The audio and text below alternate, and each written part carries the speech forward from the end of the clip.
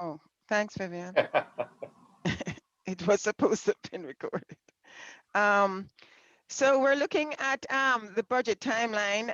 It's January through June.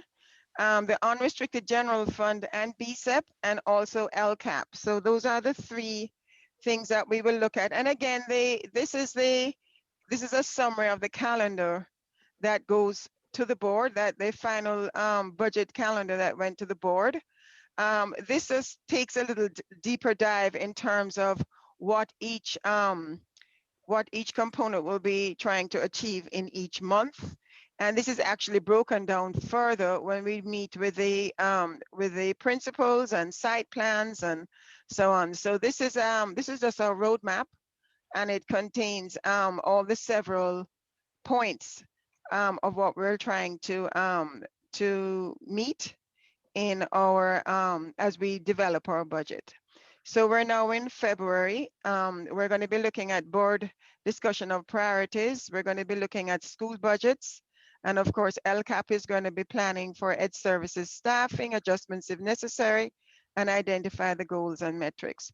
Obviously, our goal is to end up with a budget in June, not only for LCAP, but obviously a district-wide budget, which would include BSEP and all our other funds and all our other programs. So let's take a look at our unduplicated student count. This number impacts the funding that we would get for our sensitive group. We have free and reduced students, we have foster, homeless, migrant. We actually don't have any in that program. And then we look at the different ways that they're certified. So again, unduplicated means each pupil is counted only once, even if the pupil meets more than one of the criteria. So if a student is free and reduced, as well as foster, as well as homeless, they're only counted in one of these categories. And we depend on CalPADS. We report the number to CalPADS.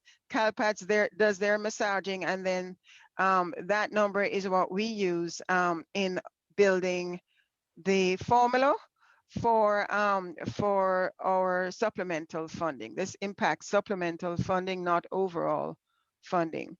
So I have a link here to our unduplicated pupil count. This is the actual certification in CalPADS, and it's a breakdown by site in terms of enrollment, the free and reduced meal program, foster, homeless, migrant, direct certification. So for free and reduced meals, they get that count from our program, but there's also direct certification with the state. So if a student's family is on assistance, any kind of assistance, they're captured by the direct certification method.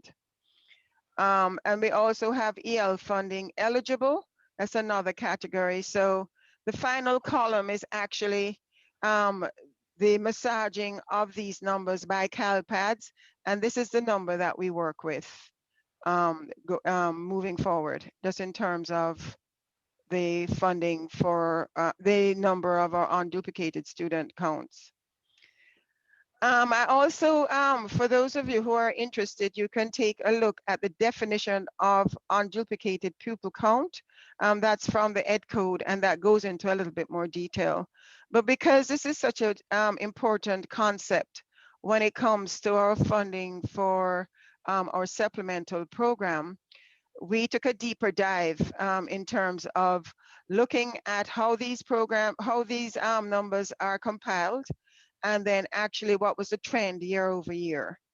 So you can see from this particular chart in 2021, our unduplicated student count is 2,743. If you look in 1920, that's 3,020. And in 1819, it's 3,275.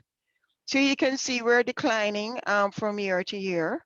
And on the next slide, we actually took a look at the overall change in over several years. So you see, there has been a steady decline since 13-14. We're projecting a further decline in 21-22, 7%, and the number that we're using for our unduplicated student count in the LCFF calculator will have this this decline reflected in it. So so what does this mean to our budget? How does this impact our budgets? So for 2021, we actually did, we looked at the numbers. At first interim, we did not take into account the UPP because it was still being finalized. We had an extension through December. So when we brought the first interim, the numbers were not absolutely final. So when we looked at what was certified for 2021, there is actually a reduction of 277 students. So that reduced our current year 2021 funding from 5.1 million to 5 million. That's a decrease of 153,000. If you look at the governor's update, again, that was built with the UPP estimate that we had at the time. But now that we're using the updated information, you can see that there was a decrease in 21-22 of $312,000. So overall, over 2 years, there's a decline in funding for supplemental grants of 466,000, which is very significant when you look at that number. It does impact a lot of programs and the funding for supplemental. So this is the representation, or UPP after and before. So the UPP before was what I brought to the board with the governor's budget. The UPP after is what we'll be using going forward. So this is a representation. As you can see, there's actually, it does impact the base funding, but this is the 153 that I mentioned earlier. And again, this is 2021. And in 21-22, you can see there's a further reduction of the 312,000, and that's a 460,000 that I mentioned on the previous slide. There's going to be a lot of information. If anybody would rather stop me as I go along, you can, or we can, I guess you're going to have to email questions to Vivian because I don't think the chat is working. So I'm not sure why that is. But. So this is a revised LCAP revenue projection. So we know that we're reducing the unduplicated student counts. We also know that we have expenses on one-time funding. So our LCAP is looking at a shortfall of almost $800,000, just in terms of going forward. So then now it's a chance for us to look at our average daily attendance.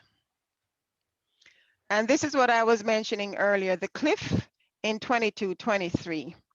So there's a hold harmless clause from 1920 into 2021. And this is actually the next slide will probably explain it a little bit better because it's in a graphic format. So let me go to the next slide.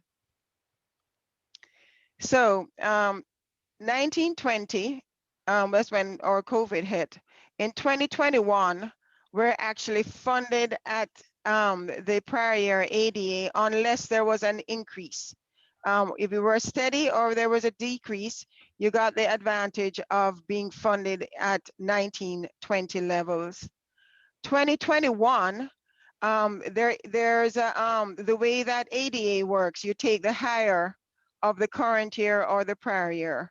So even if we think there's going to be a decline in 21-22, we have the advantage of taking the 2021 funding. So we're still at the same level. So 1920, 2021, 21-22, we're all funded at the 1920 level unless there was an increase. Some districts saw an increase, they can take advantage of the increases in these years. Well, here we come to 22-23. And that is what we're calling the cliff, because we're now going to be funded on the ADA. It's not going to be the higher of 2 years. So we're going to be either looking at 21-22 or what we think the 22-23 actual ADA is, the higher of the two. So for those districts that are declining, and of course with COVID, most people are experiencing a decline, we will then feel the effect in the second year of our multi-year projections. This is the year that we're focusing on for budget development, and this is the second year. So this is where we're going to find the impact for our ADA. I have a question for preschool. Are they also hold harmless? Say again? For the preschool, I know they have a different way of counting. Are they also hold harmless for like the pupil counts for the preschool? I think the preschool rules should follow the regular funding rules, but I'll research, I'll let you know. I'll check into it and let you know. I don't think there's a difference actually. So, okay, let's see, did I go too far? Okay, so this is the attendance and the multi-year. This is how it actually, this is what it looks like in numbers. So 94, 26, 19, 20, the same all the way through to 21, 22. Again, this is the budget year that we're focusing on. This is the cliff. If we project a 3% decline, we're down to 91.43. If we project a 7% decline, we're down to 87.66. And that assumes that there's no recovery from this year's decline. So, so going forward, we are being not pessimistic, just being cautious, and we're projecting we're going to be using the 7% decline. We also have to take into account our COLA. And none of these discussions are easy. And prior years, it was just, you know, this is the assumption, let's just roll with it. So here's another situation where we have to make some sort of decision in terms of what we think the district, how the district is going to be funded in 21, 22 and the out years. So this is from the governor's January budget. You can see in the first line, the Department of Finance estimated COLA 2.31, 1.5, and 2.98305. I think at the last presentation, I told you that we are going to be funded at 3.84, which is a catch-up method. It's kind of trying to account for the prior year as well as a 1.5 in the budget year. All other programs, or special ed and all our other programs, will have a COLA of 1.5, and only the LCFF will have this 3.84. So this benefits the LCFF, but no other program. Everybody else is going to be funded at the 1.5. So then usually these numbers here in the out year, I'm going to focus on the funded COLA. The Department of Finance, and those are the folks that actually put together our calculator that we use, they're estimating a COLA of 2.98%.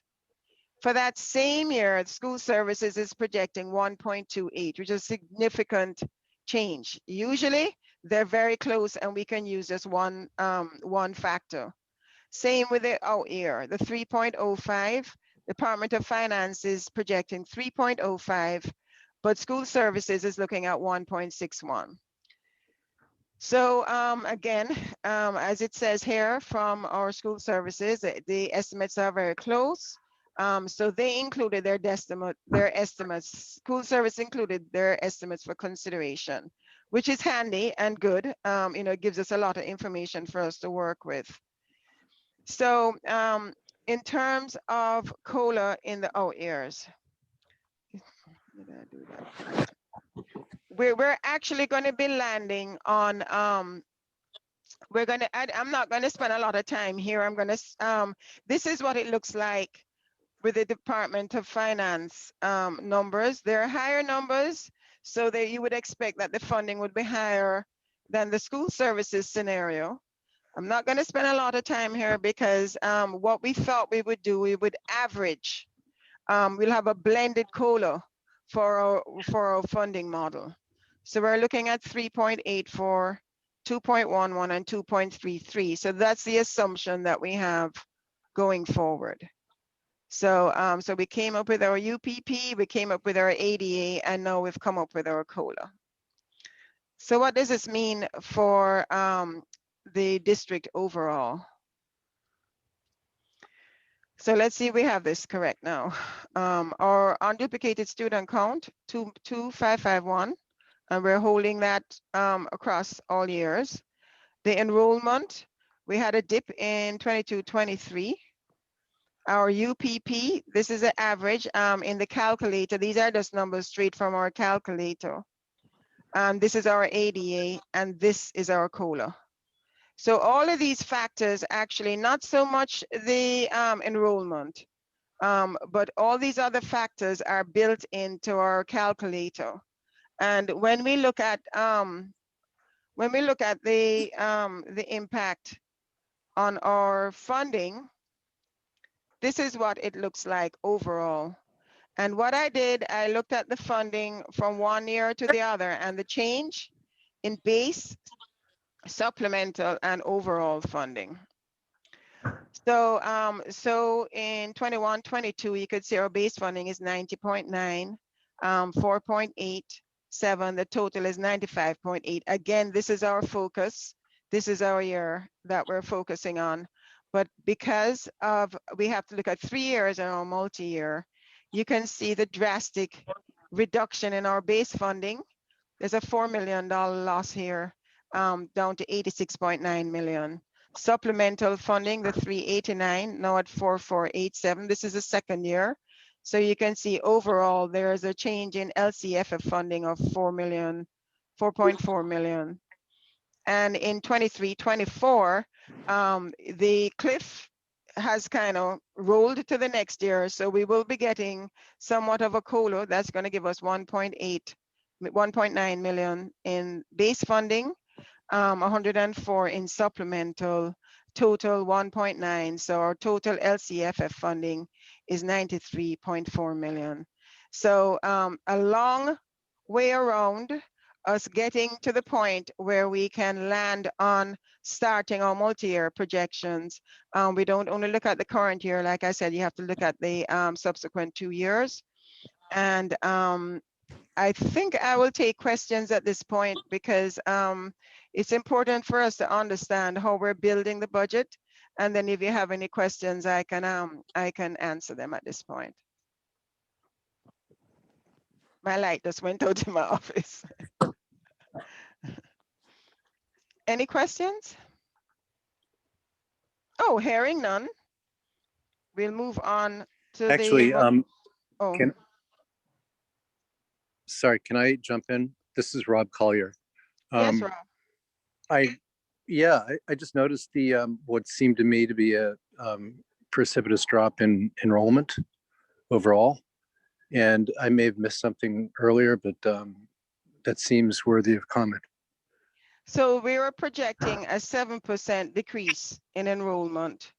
And we're looking at the numbers that we had for this year. And we came up with a 7% based on our projection, based on current projections that we received. So the projection that you're seeing, we're working with a 7% reduction as opposed to a lower number. And that's predominantly due to, our COVID, the experience of our COVID enrollment. Brent, did you want to add anything? Yeah, if you don't mind my jumping in on this, Pauline, and Sure. Rob, it's a great question. So it's been relatively well publicized across the state of California and Berkeley that there has been a drop of enrollment because of the school facility closure this year and a bit of last. Here in Berkeley, it's sort of 7% on average, although some grades have been more acutely impacted. Tends to be mostly transition grades, kindergarten, grade 6, grade 9, where we saw sort of greater than 5%, sometimes greater than 7% declines. Pauline and I have been sort of thinking together about the best way to account for this enrollment drop as we build multi-year projections. and had thought sort of about 3 different models. One that assumes the 7% decline over a 3-year period, one where we see sort of a return in enrollment, but it still is equal to a 3% decline, and another where we see sort of a full restoration of our pre-COVID enrollment. For now, we're sort of rolling with the 7%, the more conservative of those 3 models. It may well be the case, though, that we can adjust our thinking about the multi-year projections as we start to see what enrollment for next year actually looks like. And that we should, have some sense of as the enrollment window is open right now for K-5, just closed for high school. So it may be that we're coming back to the group with some revised enrollment estimates. But this is how we've decided to start the budgeting process with a relatively conservative stance. I don't mean to sidetrack the conversation on what's not a directly budget related thing, but is that basically families going to private?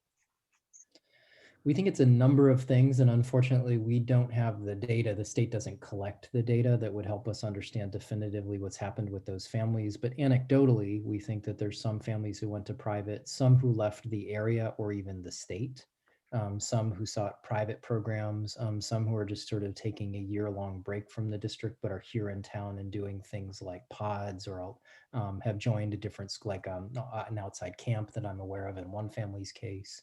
So I think it's a range, but it's the sort of variation in families' response as a result of the pandemic.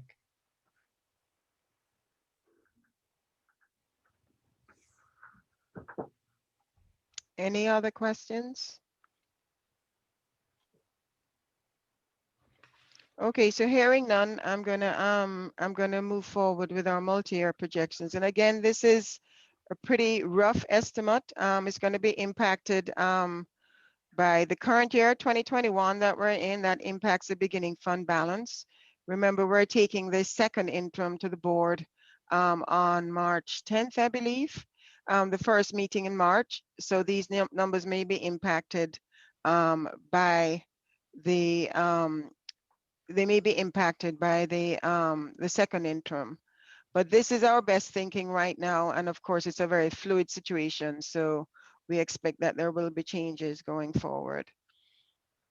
So many of you have already seen this, this method or this model that we use for looking at our revenue. At one point, we had gap closure here because remember, we hadn't closed the gap every year. So now it's 100%. So that's no longer really relevant.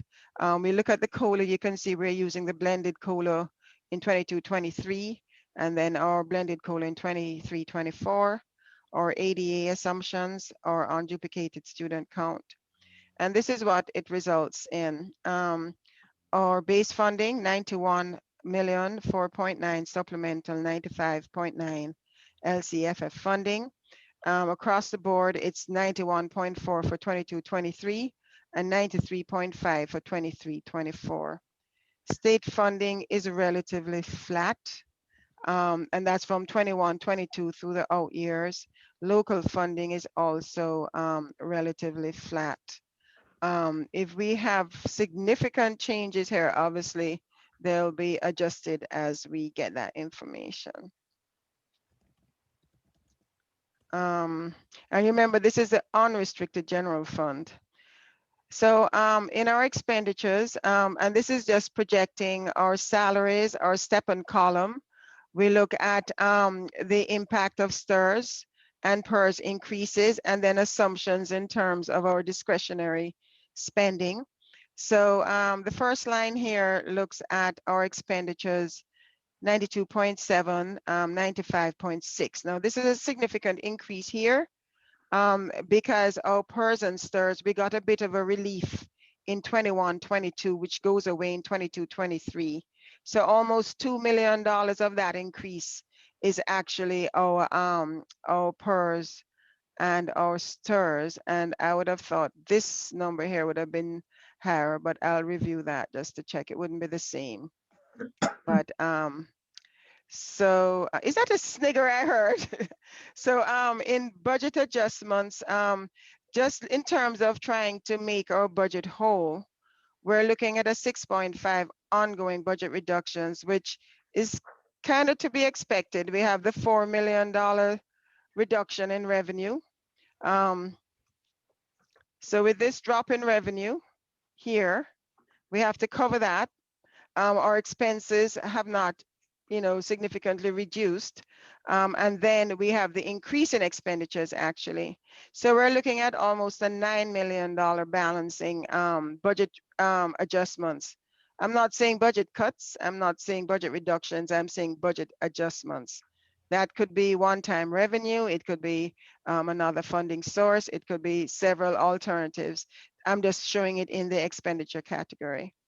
So that brings our expenditures 92.7, 86.6, and 89.1. And then our sources and uses, that has to do with our transfers in and transfers out. This change here reflects the fact that in 21-22, we're projecting a transfer in that's not going to be in 22-23. Again, these are very rough numbers. We're going to have to go back and sense check them. So you can see we're deficit spending. Our change in our fund balance is known as our deficit spending. We're deficit spending by 0.9, 0.1, and 0.5. When you look at our beginning balance, remember this beginning balance is coming from the current year that we're in. So when we close the books, if we have additional funding, this is going to look a lot better. So this is going to look a lot better. But for now, we're projecting a $3 million beginning fund balance, which gives us an ending fund balance of 2.1. And when we take out our revolving cash, our assignment for supplemental grant, and that's a board approved allocation there, and our estimated share of the 3% reserve, we're ending up with $900,000, less than almost $1 million here. Similarly, after deficit spending by 0.1 and 0.5, we are barely balanced, very, very tight budget, 0.9, 0.8, and 0.3. So for all intents and purposes, we would have a positive certification because we have a positive ending fund balance, but this is operating really on very thin ice. This is a very tight budget. We're barely balanced in the out years. And again, that has to do with our ADA cliff and the fact that we're not seeing any relief in our stirs and PERS for 22-23. And of course, that was just the tip of the iceberg in terms of the governor's budget, his first proposal. So he comes back with a May revise on the final budget in June. Excuse me, Pauline. Sure. Before you move on, just quick question to Sesfandiar. How sensitive is the model to the assumptions or the estimates on ADA numbers or the UPP numbers? For instance, if you are up by 10% on those, how sensitive? What's the impact, overall impact? Well, one ADA gives us about what, $9,000 in funding. I'm not sure of the UPP. We'd have to extract that. But it's about we get about $10,000 per ADA. So even if we're off by 20, it's not that significant a number. All right, thank you. You're welcome. So this is an opportunity for us to look at some one-time funding, very unexpected funding that was in the governor's budget. And this is our expanded learning time grant. And at one point, we thought we were only getting $1,000 for each homeless youth, which would have given us $221,000. And this is total homeless youth, not unduplicated homeless youth. And what we also learned was that we're getting this significant amount of funding, $6.4 million for extended learning funds for a total of $6.6 million. This would be restricted funding, and it will be allocated to LEAs proportional to our LCFF funding formula entitlement using our first principle apportionment. So this is good news. We're still unpacking this information in terms of use, and the governor has not finalized the language for this, But this is very good news for us in 21, 22, unexpected. We didn't know we were going to get this. So I think this is one area that we could actually, take a closer look at just to see the use of these funds. It is to support academic achievement by expanding instructional time and providing targeted academic intervention. And again, the focus is on our vulnerable students. There was other funding, which I haven't put in the slide. We did get additional COVID funding, but because that's such a restricted source of funding, I don't think it will be beneficial for this group to really look at that funding. That's strictly COVID related. It's a significant additional funding, and we think we may even get more COVID funding. But again, that's to address our expenses for our COVID costs. So okay, so this is a key information for the board. We had looked at the COLA for LCAP, -114, and we looked at the LCAP deficit. We had an increase in COLA here, but then we also knew that from the prior year, we were looking at a deficit of 2.8. So we really only have 0.5 million in new funding. And this 9 million, that covers the extended time grant, which is where the focus should be. That's a $6 million. And the other funding is actually COVID related. And over here we have BSEP. They got their COLA higher than they expected. I think it was 2%, Natasha. And That's correct, 2%. Thank you. So 230,000 here. They have some available new funding and one-time revenue, measure A 171. So this is just us beginning to put the pieces together. LCAP plays a major part. BSEP obviously plays a major part, and the general fund unrestricted will play a major part.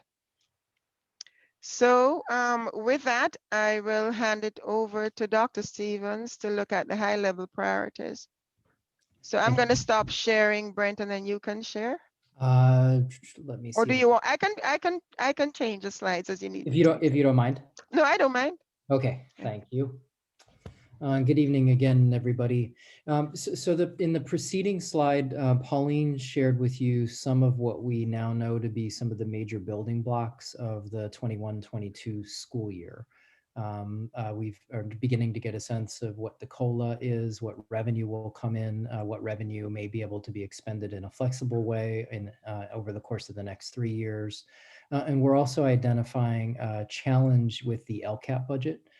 Both in the sense that it is impacted by the decline in unduplicated students, which therefore generates less revenue, and also that we have a number of positions, sort of LCAP related positions placed on one-time funding. And so in order to balance that budget, we're sort of looking at a challenge.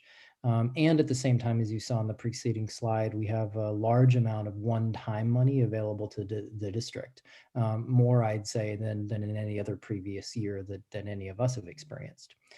At the same time, we're starting to have conversations about what priorities we should look to fund, either through the use of this sort of flexible money in the unrestricted general fund, through embedding some priorities in existing budget lines, or potentially through some form of restructuring moving into the coming couple of years. So the sort of key question to be asked of all of our committees, of all of our staff, of our school level partners who help us build the budget over the next couple of months is whether or not we're sort of working towards the right set of large scale priorities. And then from those priorities, what options are available to us, and finally, sort of what specific proposals might eventually make their way through these committees and to the Board of Education by the end of this budget building season. So let me walk you through some of the large scale priorities, again, not attached to any specific proposals, I'll be walking the board through these high-level priorities tomorrow evening. We'd hoped to do that 2 weeks ago, but we were unable to. And so this is really a chance for the board to discuss these priorities. It's also an invitation welcoming all of you to discuss these priorities too. The first of these priorities, sort of occupying its own slide, is support for our students. I know that you're all very aware that our students are enduring right now an unprecedented disruption in their education. They've been at home, they've been suffering from the effects of isolation, experiencing a radically re-envisioned curriculum as it's being taught through different technologies by their teachers. And the sorts of sort of supports that we put in place for them in terms of access to tutoring and mentoring, enrichment supports, opportunities to be with their peers, and opportunities to debrief and recover from the emotional stress and uncertainty of the pandemic. All of this sort of body of work represents a very large priority for the district, and one that we'll be talking about through a variety of planning groups. And then to continue on, through a variety of sort of other discussions in other venues, there are also a number of additional priorities that are emerging for the district for the coming budget year. They include ongoing commitment to the summer resolution passed by the Board of Education called the Black Lives Matter Resolution, which calls not only for things like renaming 2 of our schools, for acknowledging Black History Month, but also ongoing investments in professional development and student programming designed to improve the outcomes of African American students and to support their families. We also have an emerging set of a priority among board members about developing a complementary set of strategies to support Latinx students. Family engagement continues to be sort of an ongoing strain in our budget building priorities. This is not a new one, but returns sort of perennially in front of the board and to all of our committees to think about how we can improve and expand on our significant investments in family engagement. Gender equity, as many years prior, continues to be a high-level priority. This was really brought sort of forcefully into the foreground by our students who were protesting their concerns about gender equity at the high school just prior to the school facilities closure back in March. The fact that they're no longer with us in person protesting their concerns doesn't mean that those concerns don't continue to hold space with us. So this is listed there as sort of a desire to continue discussions about how we can make ongoing investments in things like consent education and Title IX. We also have a desire over the course of the coming 24 months or so to significantly upgrade our business enterprise system to move from our current system, which is called QSS, over to the county's system, something called Escape. And that comes with a significant budget investment over about a 24-month period. And then continuing on. Okay. Early literacy is another topic that's been of much concern for many in the district. That continues to be something that we'll talk about over the course of this budget building cycle. And then just to run through the list a little bit more quickly, we have a board policy on transgender and gender nonconforming students that also makes calls for several areas of investment.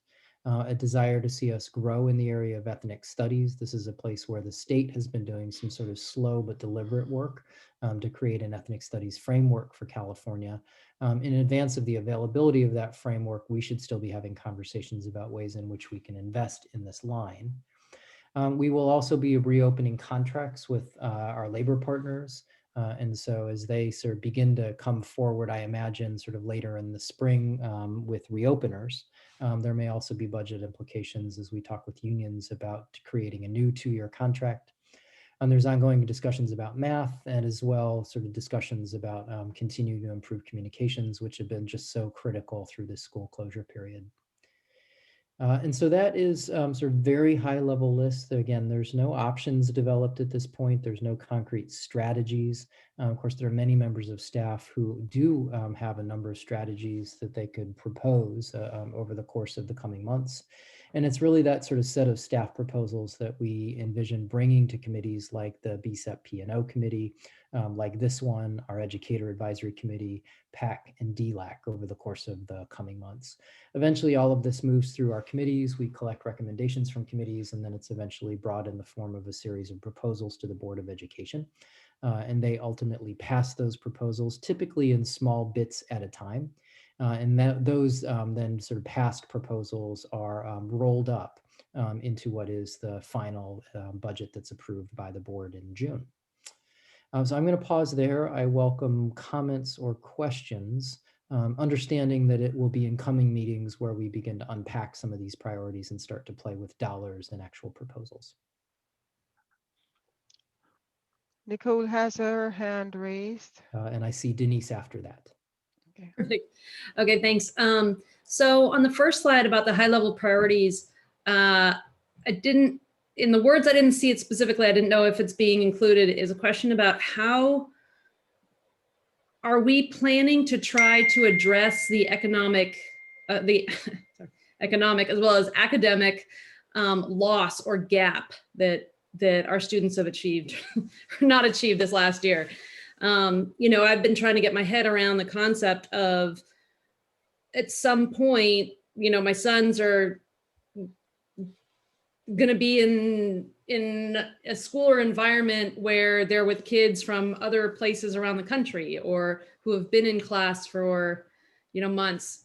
And there's going to be some kind of gap of things that the teachers themselves have said, you know, we're only able to teach X% of the curriculum. So in addition to the extremely important ways that you listed on the slide about how to help the kids get back where they need to be emotionally and help them reintegrate back into schools, there has to be an academic gap. And how do we address that? Yeah, it's a really good question. So I can share a few of the ideas that we're working on now, some more concrete than others, but I have a feeling that we need sort of a larger community-wide conversation about how to support our young people as they, you know, continue to navigate the next couple of months and then all the way into next year. So right now, for example, we're planning for a pretty robust set of summer activities. Those are going to build from what we typically offer in the summer, but we're also in conversations with the city of Berkeley to coordinate sort of enrollment opportunities through COB camps. We're also now in conversations with a couple different organizations. One, RT Fisher Enterprises, about expanding their Science STEM Steps program. In fact, we've already agreed to open up 120 seats in their STEM Steps program this summer. Camp Edmo, another partnership that we developed last summer, we're planning to bring them back. And these are all sort of new efforts for us. We also have right now a set of feelers out to groups like Wilson Reading, Tutors for America, Classroom Matters. These are all sort of much more concrete skill-based tutoring centers where we would imagine sort of offering paid seats to a relatively large number of students who may need that kind of academic catch-up. And then we'd also like to continue that, I think, through next year, where we, you know, I'm envisioning right now like a really robust set of tutoring opportunities for students who may find themselves behind. That's sort of on the academic side. I'd also love to see sort of a set of just enrichment and social activities. And then we're also just right now conducting a map of all of our mental health providers, including the ones we get through the city, but also all of our private contracts at our schools, just to get a sense of how many seats we offer through all of these decentralized contracts, what kind of demand we have, and what kind of additional capacity we have to build on the mental health support side. So I know that that's not, you know, it may not be the completely concrete plan, but I hope I'm providing some examples of what I imagine could be built into a much more robust plan to support our students. I think probably for the next 18 months. I don't see that this is a, you know, sort of a summer thing and then we're just back to normal.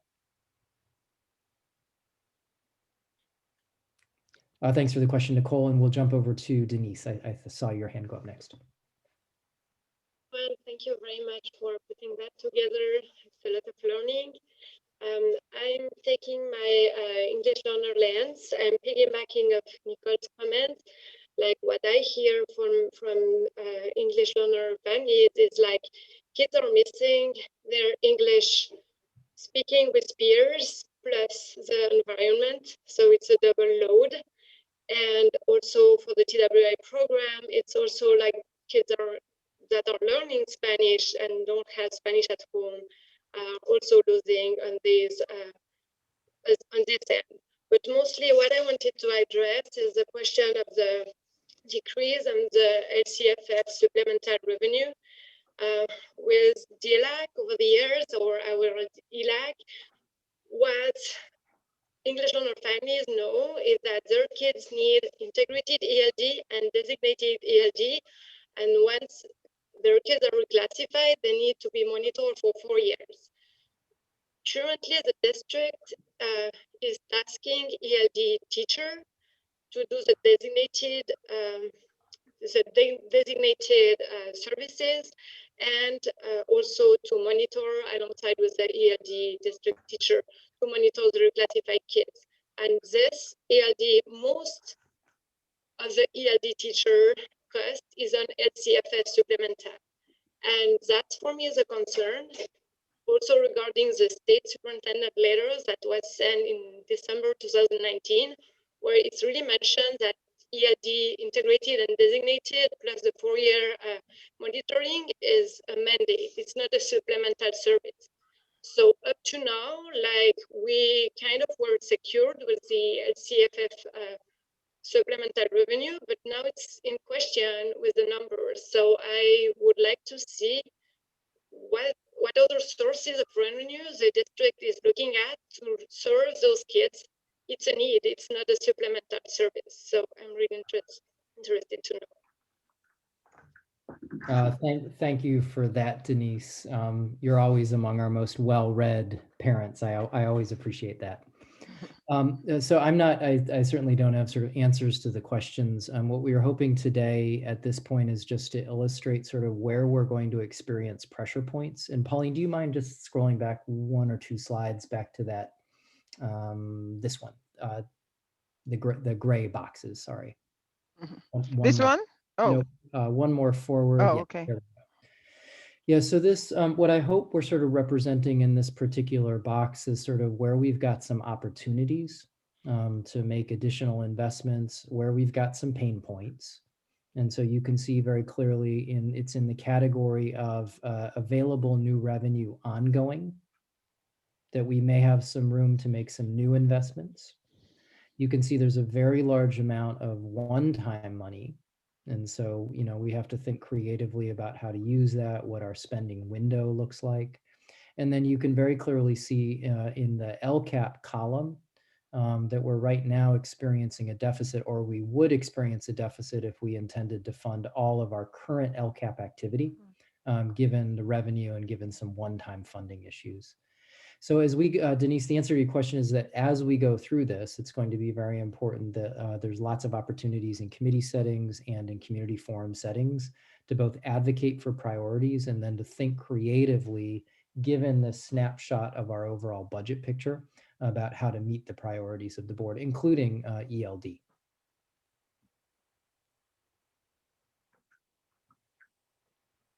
And then I see, Esfandiar, I see your hand up. Is that new or from before? New. Great. Hi there, Kirsten. Thanks. I see the available new revenue is not significant, but can you give me an example of what constitutes that? What's in that? Like, what are the examples of those? Oh, yes, great question. So in the row that says available new revenue, this is essentially unrestricted general fund dollars that are the result of our analysis of the increase in revenue stemming from the 3.84% COLA and our analysis of the cost increases next year. These are sort of naturally occurring cost increases that are coming from things like retirement contributions, step and column increases. We've got a couple other columns that tend to inflate annually, like transportation. And so when we sort of account for the new revenue, take away what we think will be these sort of perennial cost increases, we're left with a little bit left over. And it's that little bit left over, about $500,000, that we could safely envision investing in new programming. And here's the sort of interesting interface between our priorities and the opportunities we have to fund those priorities. And again, this will be the sort of subject of a lot of the discussion that we're having in coming committee meetings throughout the spring. Is that a helpful response to you, Esfandiar? Thank you. Yes. President Collier, let's jump over to you. Thank you. I don't mean to again harping on the subject, but I confess to be sort of perplexed by the issue of the continued projection in enrollment decline. I get it for this year, but if presumably we're going to be back to, everybody assumes we'll be back to school next year, a continued decline sort of raises my eyebrows, and I'm wondering how that projected continued decline, how it will or whether it will impact our overall priorities. Yeah, it's a good question, Rob, and I don't quite know that I got the right approach to it. As Pauline and I have been talking both with the board and just ourselves, we've decided sort of at the outset of this budget building season to sort of approach the enrollment decline in the most conservative possible way. And that is to assume that that decline is permanent. Now, I don't actually think that that will be the case. My sense is that as we begin to open programs over the summer, as we're better able to articulate that the fall is, will be a return to something far more close to normal, that many of the families who decided to leave will make their way back to BUSD. That's what I think is going to happen. So we have opportunities to revise these assumptions over the course of the semester. And we'll do that as we start to get real concrete information from our enrollment process. That in fact, the enrollment is starting to increase for the 21-22 school year. So it is, a sort of deliberate stance of, deliberately conservative stance that we imagine will loosen up a little bit as we get actual data about families' choice making for the coming year. And Rob, you're welcome to follow up on that. I hope I'm being clear in the way I'm describing that. Yeah, sure. I get that from the revenue side, Yep. if you will. But what about for the sort of the educational priorities side? And I'm not making any particular suggestion. I'm just asking because it's if tons of parents are abandoning the district, what are we gonna do about it? Yeah. Yeah, I don't think that that's actually what will happen. But time is going to tell. On the sort of priority side, which is I think the question you're asking, sort of, what if we're too conservative at the outset and we sort of miss some opportunities to, sort of staff some priorities. What I'm envisioning is that, much like other budget building seasons, that we would begin to create tiers of priorities. Sort of something in the, if we have $500,000 to spend, here's what we would recommend.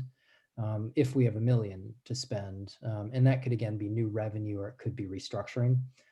Here's the sort of second tier of recommendations. So I don't imagine that our planning process will be restricted to simply the, that available $500,000 of ongoing revenue, but rather we'd create tiers or groupings that can then be sort of contemplated flexibly as we get more information about the enrollment increase. Okay, thank you. You too, Rob. Appreciate it. And Aaron Rhodes, I saw your hand up for a moment. I think it's down now. Or you're doing okay? Yeah, I had the same question as you got to the same answer that I was looking for with Rob. Great.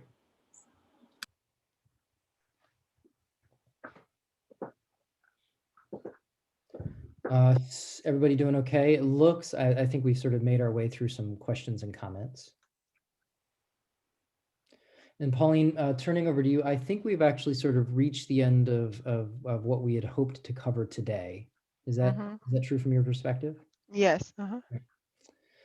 So what we're imagining, from this point forward, as we move through SBAC and all of our various committees, is that having, listened in, to the board's conversation tomorrow night about priorities, the ball's sort of in staff's court to begin working with our school communities to develop options for achieving these priorities, ultimately to bringing these options back to our committees, to you all and to others. And then finally, over the course of about an 8-week run, to move from options to actual proposals. All of the feedback that we're collecting from from these committees, as well as from community engagement events, ultimately will lead us to start bringing some proposals to the Board of Education. I expect by about mid to late April. BSEP will start a little bit sooner than that even. And as the board starts to, sort of meet every other week through April and May, we'll be bringing sort of a series of proposals pegged to particular revenue sources that we imagine first will go to discussion to the board and then for action, each time appearing twice. Eventually, as we get to June, many of the sort of decisions about sort of priorities will have been made. And again, we'll roll those sets of decisions up into a final budget. And then I think you heard, from Pauline, from me, there are a couple of sort of interesting dynamic elements to our budget this year. Enrollment sort of the most dynamic.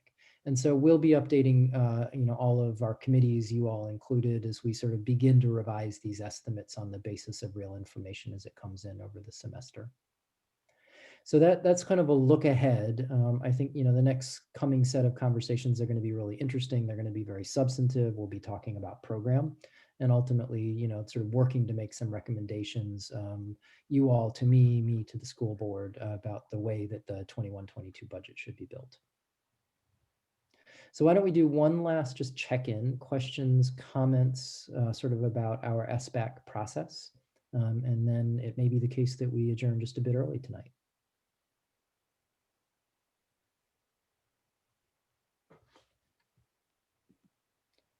I think I'm seeing a whole set of contented customers. All right. Okay, well, Pauline, thank you for all the work that you did to sort of help us make sense of all these complicated numbers as you do every single year. Thanks to all of our committee members. We really do appreciate your presence with us this evening, and we're looking forward to seeing you next. And Pauline, let's just do one reminder of our next date. What have we got? Vivian has that. Vivian? She's in the other room. Hold on, we're in the office. I'm here. Give me a moment. It is March 23rd, 4 to 5:30. Just a little earlier. That's good. We won't be in the office that late. Okay, everybody. Well, thank you all. Really great to see you, and please have a pleasant evening. Okay. Bye, everybody. Give you a little. Thank you. Please look out for some big news from the district tonight. We're excited to make a big announcement tonight. Ooh. Natasha. Good night, everybody. Night. Good night, Miss Vivian. Good night. Hey, Mildred. Hey, Mildred. Miss you so much. Were you able to figure out why come the chat didn't work? Yes, ma'am. I can do it if I'm host, but not co-host. So What it is? yeah, I sent you an email with a link about how to do it. You can change the settings for the meeting. Okay, thank you. Only the host can do it. Sorry. Okay, alrighty. Thank you. Thanks, Natasha. You got the staffing. I sent it to HR. Thank you. And we did the indirect cost is the higher number.